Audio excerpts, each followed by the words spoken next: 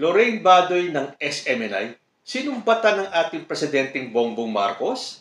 Kung di daw dahil sa SMNI, ay hindi sisikat ang ating Presidenteng Bongbong Marcos. Mukhang nagpapatawa tong si Miss Lorraine Badoy Napanood ko po kasi sa isang episode ni Mike Abe, isa po sa paborito kong vlogger at dating host ng SMNI, meron po siyang ipinarinig na sinabi ni Lorraine Badoy. At ito ay nanunumbat dahil tahimik si President Bongbong Marcos sa kaso ng SMNI. At nung pinakinggan ko si Mr. Mike Abe, lahat ng gusto kong sabihin ay nasabi niya na. So with the permission of Mr. Mike Abe, o nga pala, kung hindi pa po kayo nakasubscribe kay Mike Abe, puntahan niyo po yung kanyang channel, Mike Abe Opinions. Subscribe po kayo sa kanya. Isa po siya sa iginagalang kong vlogger. So sino po ba ang mas may knowledge tungkol po dyan sa election period kung saan hindi pa po kilala ang SMNI? At nang dahil kay Bongbong Marcos, sila po ay sumikat. So without much further ado, panoorin po natin ito. Sure, the suppression of SMNI. You've not said a word about it, and you're the president, no? And this is the Mr. President. This is the network that gave you, that really supported you. The only network when you were campaigning. Correct. No, the only network that gave you that kind of support that you needed at that time para mapakilala sa taong bayan, no? So, pero nagagawa ninyo ito sa.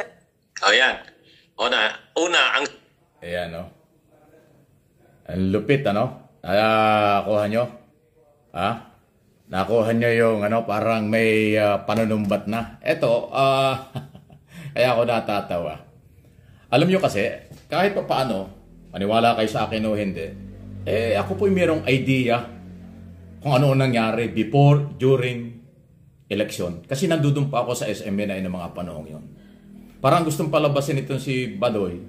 Badoy, ano ba yan? Badoy o Badoy? Badoy o Badoy? Anyway, gusto niyang palabasin, SMNI yan nagpakilala or tumulong kay Pangulo, kaya daw nailabas ang kanyang mga programa ng eleksyon.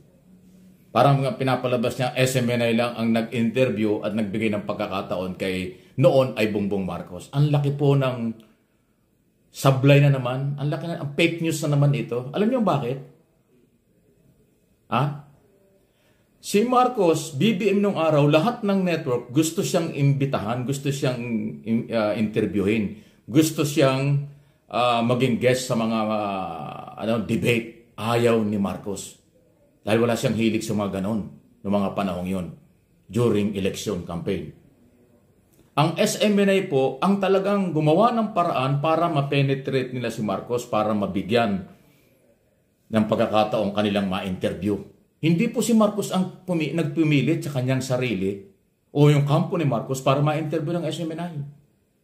Ang SMNI naghahabol, naghahanap kay Marcos noong mga panahong yun. Okay? Pinagbibigyan lang ni Marcos, ni BBM noon, na siya ay ma-interview at maharap doon sa debate. So hindi si Marcos po ang nagsumikap noon para siya ma-interview. Ang SMNI ang gumagawa noon. Kami nandudun. Actually, si Marcos, si BBM noon, ilang beses ko na-interview doon sa aking programa noong nandudun pa Kami ang naghahanap sa kanya. Hindi si BBM ang naghahanap sa amin. So hindi totoo na SMNI lang ang nagbigay ng pagkakataon kasi ayaw nga ni Marcos na magpa-interview ng ganun-ganun kung saan-saan Kanya kampanya lang. Tapos ngayon susumbatan dahil nasara ang SMNI. Ang layo naman. Hindi naman po, kasi parang wala daw utang na loob, parang ganun gustong palabasin. Alam nyo, yung bagong Pilipinas, hindi ho ang layo nila pagbibigay ng utang na loob sa mga nakatulong sa kanya, voluntary or kanya nilapitan para makatulong. Pagbabago yung bagong Pilipinas. Nasanay kasi itong si Badoy nung panahon nila o pagbibigay ng utang na loob Pagbibigay ng mga nakapwesto sa gobyerno na tumulong siguro sa kanila, utang na loob. Ilang dekada na ang ating gobyerno, ang style puro utang na loob after election, iniuupo yung mga supporters ng eleksyon. O anong nangyari sa atin? Ilang dekada na tayo naghihirap. Ngayon may pagbabago, bagong Pilipinas, hindi nakatingin sa utang na loob, hindi nakatingin kung ano ang gusto lahat, tulungan, lahat ay pinupuntahan at inaaksyonan ng ating Pangulong Marcos. Alam niyo, ang aking tingin dito, ang aking analysis at opinion dito, may pagkasablay na naman sila rito. Huwag kayong manumbat, huwag kayong manisi, kasi hindi naman kayo lang ang nakatulong kung kayo man ay nakatulong kay Marcos. Ang taong bayan, yung 31.5 million na bumoto. Pangalawa, ako, ang tingin ko nga, dahil ako nandun, kami naghahanap sa kanya. Nagamit. Ang dapat ang SMNI ang siyang may utang na loob sa mga Marcos kasi pinagbigyan ng kanilang request na interview. SMNI ang nakinabang dyan. Nakilala sila. Di ba? Alam ko yan. Nandudun ako nun eh. Di ba? At saka alam po ninyo, talagang halatang halata ito si Badoy at saka yung kanyang kasamahan dyan. Talagang hindi nila alam trabaho ng media. Ang trabaho ng media, magbalita lang. Hindi pinag-uusapan ng utang na loob. Ako, ang tagal ko na sa industriya ng broadcast. Hindi ko inisip kahit minsan na pag ako'y nag-interview, may utang na loob sa akin yung in-interview ko. Ang aking policy, ang aking prinsipyo, ako ang may utang na loob sa aking ini-interview. Dahil ako'y binigyan ng pagkakataong ma-interview siya, binigyan ako ng pagkakataon na binigyan ako ng oras na siya ay sumuporta doon sa aking mga gustong itanong at siya'y sumasagot. Bilang nakakuha ko ng impormasyon sa kanya, ako ang may utang na loob. Yun ho ang prinsipyo ng media. Pag ang media ay nakatingin sa utang na loob, hindi yan magiging parehas. Magiging bias yan. Delikado po yan. Inuulit ko, kung lehitimo kang media, huwag kang tatanaw ng utang na loob sa yung mga ini-interview at pinagkukunan ng balita. Huwag mo silang susumbatan, dapat may utang na loob sila.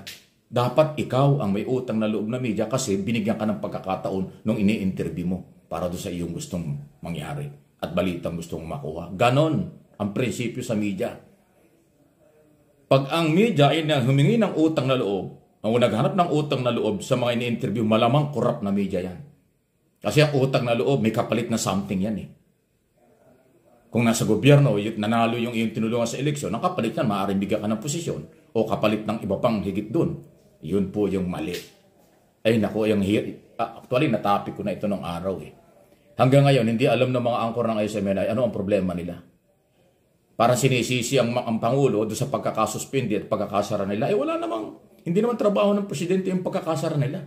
Ang Kongreso ang nagpasara sa kanila sa mamagitan ng National Telecommunication dahil may mga violation. Hindi manghihimasok ang Pangulo sa trabaho ng Kongreso at Senado kasi alam niya, galing siya dyan, dati siyang congressman, dating senador, alam niya yung separation of power ng 3 branches of government. Executive, legislator, at saka judicial body.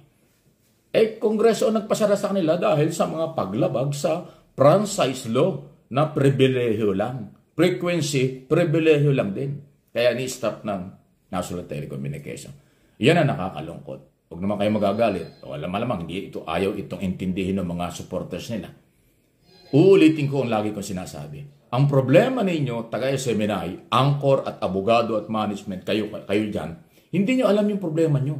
Kaya hindi nyo mabigyan ng solusyon. Hindi kayo mababalik kung patuloy kayong babati ko sa gobyerno. Hindi kayo mababalik kung patuloy kayong manunumbat o kung ano mang gusto nyo palabasin. Dahil hindi naman ganyan talaga dapat ang trabaho. Dapat ang gawin nyo, harapin nyo ang inyong problema. I-justify inyo sa Kongreso at sa NTC na kayo hindi karapat-dapat masara. Hindi nyo ginawa yun eh. O kung ginawa man ninyo, hindi katanggap-tanggap. Dahil patuloy pa rin ang inyong batikos ngayon. Akala nyo yung indefinite suspension, malamang tuloy-tuloy na yan. Kasi nga, hindi nyo nakukumbinsi ang Kongreso, ang maraming mamamayang Pilipino na tama yung inyong ginagawa. So inuulit ko, huwag nyo sisihin, huwag nyo sumbatan ang Pangulong Marcos dahil hindi naman siya yung may kailangan ng panahon ng eleksyon. SMNI ang may kailangan yan. Alam ko yan, kayo ang habol ng habol at interview sa kanya. At hindi totoong kayo lang nakatulong kasi marami ring media gusto mag-interview sa kanya, hindi niya pinagbigyan. Dahil kayo lang pinagbigyan. Kaya nga, ang aking yung personal opinion dyan, SMNI ang nakinabang sa interview kay Marcos. Hindi lang si Marcos ang nakinabang. Diba? Hindi mo naman alam yung Badoy kasi wala ka pa dyan. Hindi si Badoy, nagpunta lang sa SMNI nung matapos na ang term niya sa Malacanang eh. Nung before at during election, wala naman yan dyan eh. Tapos ngayon, ikaw pa yung parang dating mo, nanunumbat ka sa Pangulo. Ay, nako, wala na kayong materialis, kaya kung ano lang sinasabi nyo, habang nagsasalita kayo, lalo kayong nadidiin. Lalong nadidiin ang may-ari ng inyong company. Delikado yan. So ayan, ano ang masasabi nyo? Hindi ba lahat na nasabi ni Mr. Mike Abe? Lahat ng saloobin ko tungkol sa sinabi ni Lorraine Badoy ay nasabi niya na. Dadagdagan ko lang ng isa. Baka nakakalimutan ni Lorraine Badoy na hindi kilala ang SMNI.